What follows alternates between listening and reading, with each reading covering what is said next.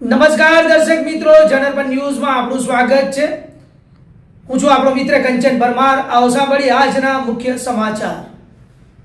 વડોદરા મહાનગરપાલિકા ward number 11ના કોંગ્રેસના ઉમેદવાર કનુ પ્રજાપતિએ ફોર્મ પરત ખેંચ્યું। શહેર કોંગ્રેસ પ્રમુખ ઋત્વિજ જોશીએ કર્યા ગંભીર આક્ષેપ। ભાજપા સત્તાધીશો હજુ પણ અમારા ઉમેદવારો તોડવાની ફિરાકમાં। કનુ પ્રજાપતિની સામે ભાજપાના ઉપેન્દ્ર પ્રજાપતિ હતા મેદાનમાં। કનુ પ્રજાપતિ 2 દિવસથી હતા સંપર્ક વિહોણા। કોંગ્રેસ પ્રમુખ ઋત્વિજ જોશીનું મોટું નિવેદન। લોકશાહી માટે કાળો દિવસ। કોંગ્રેસ અગ્રણીઓનો અકોટા મામલતદાર કચેરીએ ઘટનાને પગલે હંગામો। સરકારી તંત્ર પણ ભાજપાના કહે ચાલી રહી હોવાના આક્ષેપ। ભાજપા હારના ડરથી અમારા ઉમેદવારોને ધમકાવી ફોર્મ પરત ખેંચાવી રહી હોવાના કોંગ્રેસના આક્ષેપ।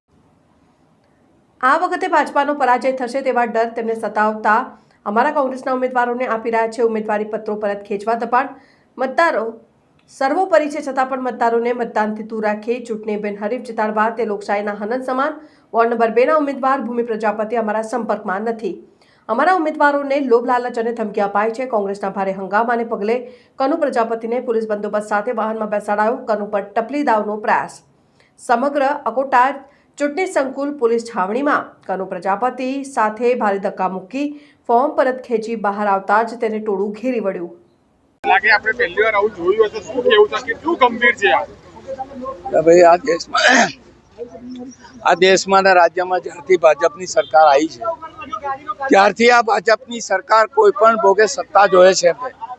સામ દામ દંડ ભેટની નીતિઓ અપનાવીને વોટ ચોરી કરીને વોટ ખરીદીને પણ અને આવી રીતે ધામધમકી આપીને ચૂંટણીના મેદાનમાંથી જાય ના અને ઉઠાવગીરી કરીને આવા ઉમેદવારોને લાવે છે। ગુજરાતની અંદર પણ 200 આવા જે ઉમેદવારો અમારે સેફ જગ્યા પર લઈ જવા પડ્યા।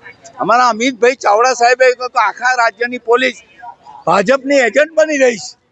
એટલે આ બધું થઈ રહ્યું છે ત્યારે આ લોકશાહીનું હનન છે। આવું મેં જિંદગીમાં નથી જોયું, અમારા સમયની અંદર આવું હતું નહીં। એટલે આ જે જોઈ રહ્યો છે મને ભારે દુઃખ થાય છે।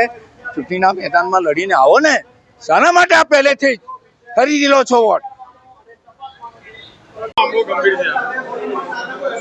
લોકશાહીનું ખૂન ને કાળા દિવસ સમાન છે। આ જે બનાવ બન્યો છે એને સખત વખોડીએ છીએ અને ભારતીય જનતા પાર્ટી ચૂંટણી જીતવા માટે આવા કાવતરા કરે એમાં કોઈ નવાઈ નથી, કારણ કે ભૂતકાળમાં કરેલા છે। પરંતુ પ્રજા બધું જાણી ગઈ છે અને પ્રજાએ મન બનાવ્યું છે કે ભાજપને હરાવવાનું છે, ત્યારે જાણીઓને લોભ લાલચ આપીને આવી રીતે ઉમેદવારને ખરીદવામાં આવ્યા છે, એવું અમારે શંકા છે।